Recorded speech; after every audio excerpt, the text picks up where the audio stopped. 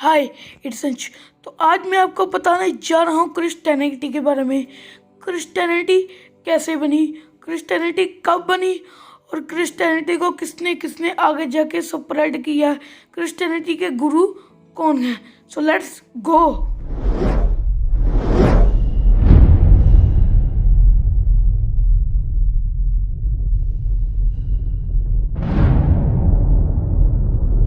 जैसा कि आपको पता ही होगा कि क्रिश्चियनिटी के फाउंडर थे जीसस क्राइस्ट। तो सबसे पहले हम बात करने जा रहे हैं जीसस क्राइस्ट के बारे में।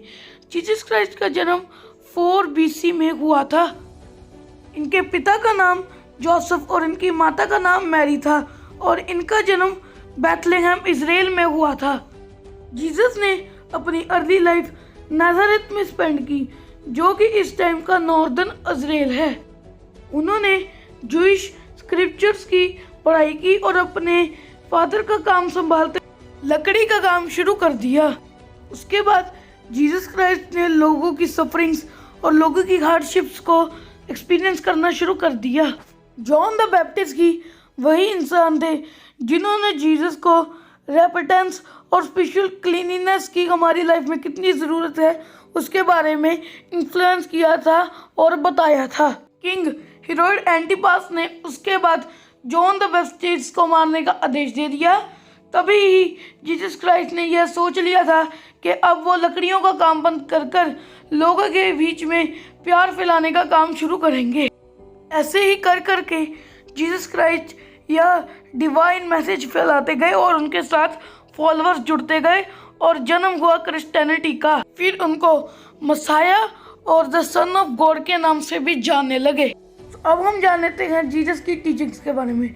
जीसस की पहली टीचिंग है लव गॉड, मतलब परमात्मा से प्यार करना। Love your neighbour as yourself, मतलब कि अपने सराउंडिंग्स को अपने जितना ही प्यार करना। Forgive others who have done wrong, लोगों को माफ़ करना। लव योर एनिमीज, अपने दुश्मनों से भी प्यार करना। Ask God for forgiveness of your sins, God से अपने गुनाहों की माफ़ी मांगना। Jesus is a messiah and was given authority to forgive others, Jesus messiah है और वो दूसरों को फॉरगिव करेंगे। Repentance of sins is essential, मतलब कि अपने पापों की माफ़ी मांगना बहुत ज़रूरी है। अब हम बात करने जा रहे हैं क्रूसिफिकेशन ऑफ जीसस के बारे में, मतलब कि जीसस का मानवता की भलाई के लिए क्रॉस पर चढ़ना। जिस दिन ये हुआ था उस दिन को गुड फ्राइडे कहते हैं। तो अब हम बात करने जा रहे हैं रिस्ट्रक्शन ऑफ जीसस क्राइस्ट के बारे में। रिस्ट्रक्शन ऑफ जीसस क्राइस्ट का मतलब ये है कि जीसस क्राइस्ट के बूरियल से तीसरे दिन बाद अपने फॉलोअर्स को दर्शन देने आए थे। तो अब हम बात करने जा रहे हैं द होली बुक बाइबल के बारे में। तो होली बुक बाइबल के 2 पार्ट्स हैं, new testament and old testament. तो सबसे पहले हम बात करने जा रहे हैं ओल्ड टेस्टामेंट के बारे में। ओल्ड टेस्टामेंट बाइबल का फर्स्ट पार्ट है और इसमें 39 बुक्स आते हैं, मींस 39 पार्ट्स आते हैं और ये क्रिश्चियंस के पुराने रीति रिवाज और पुराने रूल्स के बारे में बताती है। तो अब हम बात करने जा रहे हैं न्यू टेस्टामेंट के बारे में। यह बाइबल का सेकंड पार्ट है। इसमें जीसस के टीचिंग्स और जीसस के लाइफ के बारे में बताया जाता है। इसमें 4 गॉस्पेल्स और 21 एपिस्टल्स इंक्लूड है। तो ये थी न्यू और ओल्ड टेस्टामेंट। अब हम बात करने जा रहे हैं स्प्रेड ऑफ क्रिश्चियनिटी के बारे में। जीसस के शरीर छोड़ने के बाद जीसस की टीचिंग्स बहुत ही फैल गई और पॉपुलर हो गई और यूरोप में कई चर्चेस की स्थापना होना शुरू हो गई। सेंट पॉल और सेंट पीटर ने अलग अलग देशों में जाकर क्रिश्चियनिटी फैलाना शुरू कर दिया और चर्च बनवाना भी शुरू कर दिया और रोम को क्राइस्ट का रिप्रेजेंटेटिव मानना शुरू कर दिया। अब हम बात करते हैं रोम के राजा कॉन्स्टेंटाइन द ग्रेट के बारे में। कॉन्स्टेंटाइन द ग्रेट पहले राजा थे जिन्होंने क्रिश्चियनिटी एक्सेप्ट की थी, क्योंकि जब कॉन्स्टेंटाइन द ग्रेट ने मैक्सेंटियस से युद्ध जीता तो उसने यह विक्ट्री जीसस को डेडिकेट की। उसके बाद उन्होंने एडिक्ट ऑफ मिलान जिसका मतलब यह था कि आगे आने वाले सभी रोमन एम्परर्स क्रिश्चियनिटी को फॉलो करेंगे और रोमन एम्पायर के लोग भी क्रिश्चियनिटी फॉलो कर सकते हैं। फिर कॉन्स्टेंटाइन ने अपनी कैपिटल रोम से बेंजेंटियम शिफ्ट कर ली और उसका नाम रखा कॉन्स्टेंटिनोपोलिस, जो कि क्रिश्चियन आर्किटेक्चर के लिए बहुत प्रसिद्ध था। अब हम बात करने जा रहे हैं बार्बियन इन्वेजन्स के बारे में। बार्बियंस ब्लैक सी और एल्प से आकर साउथ जर्मनी और रोमन एम्पायर पर अटैक करते थे।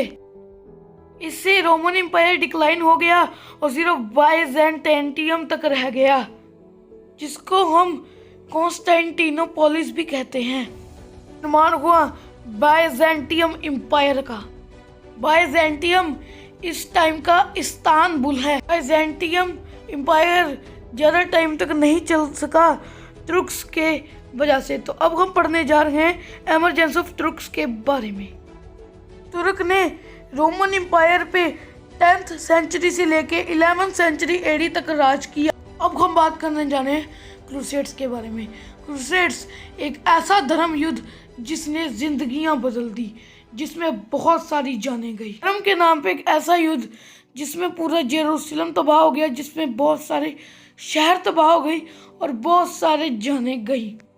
जब एडी 638 में अरब्स ने जेरूसलम पर कब्जा कर लिया था, तब क्रिश्चियंस ने अपने पवित्र शहर जेरूसलम को बचाने के लिए यह 8 क्रूसेड लड़े, यानी 8 धर्म युद्ध लड़े। पहला क्रूसेड 1096 से 1099 तक हुआ। दूसरा क्रूसेड 1145 से 1149 एडी तक हुआ। तीसरा क्रूसेड 1189 से 1192 तक हुआ।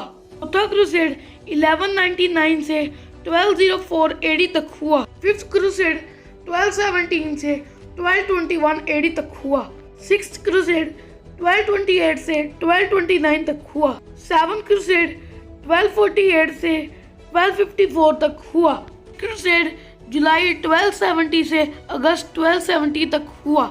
तो ये थे 8 क्रूसेड यानी धर्मयुद्ध। मैं आपको इस वीडियो में फुल डिटेल नहीं दे सकता क्रूसेड की। क्रूसेड का टॉपिक बहुत लंबा है। अगर आपको क्रूसेड पे अलग वीडियो चाहिए तो इस वीडियो पे 70 लाइक्स कंप्लीट कराओ। 70 लाइक्स कंप्लीट होने के बाद मैं क्रूसेड की वीडियो भी डाल दूंगा। 70 लाइक्स फटाफट से कंप्लीट करा दो। अब हम बात करने जा रहे हैं मॉन्क्स के बारे में। मॉन्क्स वो होते हैं जो कि मेल प्रीस्ट होते हैं। मॉन्क्स के रहने के लिए मोनेस्ट्रीज तैयार की गई थी। मोनेस्ट्रीज बहुत ही सुंदर होती हैं। मोनेस्ट्रीज में मॉन्क्स के लिए रूम्स और गार्डन और इतनी सुंदर होती है कि लोग आज भी मोनेस्ट्रीज को देखने आते हैं। अब हम बात करने जा रहे हैं नन्स के बारे में। नन्स का मतलब वुमेन प्रीस्ट। वुमेन प्रीस्ट को हम नन कह देते हैं। नन के रहने के लिए अलग ननरीज बनाई गई थी। ननरीज भी बहुत सुंदर होती है। ननरीज में भी मोनेस्ट्रीज की तरह ही गार्डन और नन्स के लिए रहने के लिए रूम्स होते हैं। तो यही था क्रिश्चियनिटी के बारे में। तो यही थी आज की वीडियो। अगर आपको ये वीडियो पसंद आई तो लाइक करो, सब्सक्राइब करो मेरे चैनल को और बेल आइकन दबाना मत भूलना, ताकि आपको नोटिफिकेशन मिलती रहे मेरी वीडियोस की। अगर आपने मुझे इंस्टा और फेसबुक पे अभी तक फॉलो नहीं किया है तो जाके करो, links in the about section. तो बाकी मैं मिलता हूँ आपको अगली वीडियो में, तब तक के लिए बाय बाय।